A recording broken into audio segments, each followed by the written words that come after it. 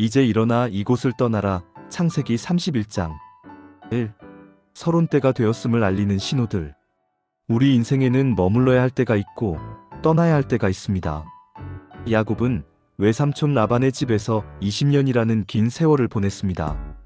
그곳에서 가정을 이루고 큰 재산을 모았지만 그곳은 야곱이 영원히 머물러야 할 사명의 자리는 아니었습니다.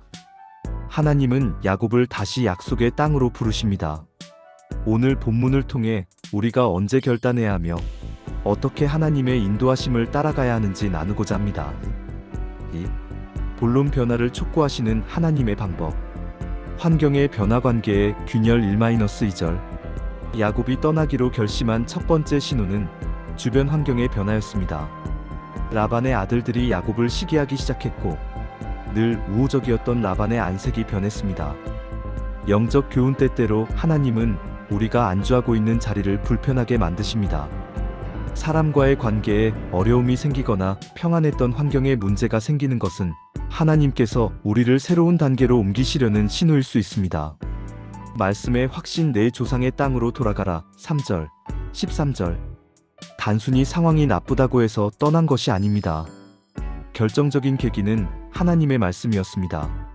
하나님은 야곱에게 나타나 내가 너와 함께 있으리라고 약속하시며 베델에서 서원했던 것을 상기시키십니다. 영적 교훈. 그리스도인의 이동은 감정이나 상황에 떠밀려가는 것이 아니라 하나님의 말씀에 근거해야 합니다. 내 욕심이 아닌 하나님의 부르심 콜링이 있을 때 비로소 발걸음을 떼야 합니다. 믿음의 동역. 가족과의 소통. 4-16절. 야곱은 독단적으로 결정하지 않았습니다. 아내들 라헬과 레아를 불러 그동안 라반이 자신을 어떻게 속였는지 그리고 하나님이 자신을 어떻게 도우셨는지를 설명합니다. 이에 아내들은 하나님이 당신에게 이르신 일을 다 준행하라고 응답합니다. 영적 교훈. 하나님의 일은 공동체와 가족의 마음을 합하게 하심으로 성취됩니다. 비전을 공유하고 함께 기도하며 나아가는 과정이 중요합니다. 하나님의 보호. 추격하는 라반을 막으심. 22-42절. 야곱이 도망치듯 떠나자 라반이 추격해옵니다. 위기의 순간이었지만 하나님은 라반의 꿈에 나타나 선악간에 말하지 말라고 경고하십니다. 야곱은 이 과정을 통해 자신의 능력이 아닌 하나님의 은혜로 보호받고 있음을 다시 한번 깨닫습니다. 영적 교훈. 우리가 말씀에 순종하여 길을 떠날 때 뒤에서 오는 위협과 문제는 하나님께서 직접 해결해 주십니다. 3. 결론. 베델의 하나님을 기억하십시오. 야곱은 라반과의 마지막 언약 미스바을 맺으며 당당하게 선포합니다. 우리 조상의 하나님, 이날을 도우셨나이다. 사랑하는 성도 여러분, 혹시 지금 익숙한 곳을 떠나야 하는 두려움 앞에 서 계십니까? 혹은 세상의 불합리한 대우 때문에 지쳐 있습니까? 야곱을 베델로 돌아가게 하신 하나님은 오늘 우리에게도 말씀하십니다. 나는 베델의 하나님이라. 이제 일어나 이곳을 떠나서 내 출생지로 돌아가라. 과거의 아픔과 억울함은 하나님께 맡기고 약속의 땅을 향해 담대히 발걸음을 내딛는 저와 여러분이 되시기를 축복합니다. 4. 기도 요약. 상황의 변화 속에서 하나님의 세밀한 음성을 듣게 하옵소서. 내 생각보다 하나님의 말씀을 우선순위에 두는 결단력을 주옵소서. 앞서가며 보호하시는 하나님을 신뢰하며 담대히 순종하게 하옵소서. 인생의 야복강을 건너는 방법. 창세기 32장 1. 서론. 피할 수 없는 정면 승부. 인생을 살다 보면 수단과 방법으로도 해결할 수 없는 막다른 골목을 만날 때가 있습니다. 야곱에게는 지금이 바로 그 순간입니다. 20년 만에 고향으로 돌아가는 길목에서 자신을 죽이려 했던 형 에서가 400명의 군사를 거느리고 오고 있다는 소식을 듣습니다.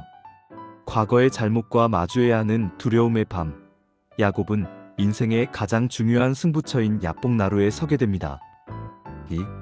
본론. 위기를 돌파하는 영적 단계. 철저한 준비와 인간적인 한계의 1-21절. 야곱은 먼저 하나님의 사자들을 만나는 은혜 마하나임을 경험하지만 곧이어 들려온 에서의 소식에 심히 두렵고 답답해합니다.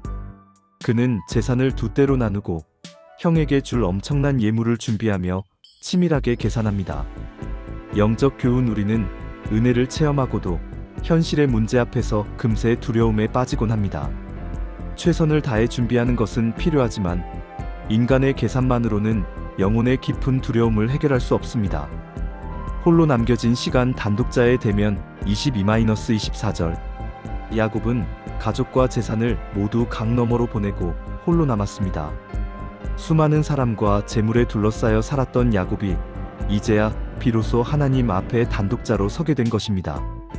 영적 교훈. 하나님은 때로 우리를 홀로 남겨두십니다. 세상에 의지할 것들을 다 내려놓고 하나님과 1대1로 마주할 때 진정한 변화와 회복이 시작됩니다.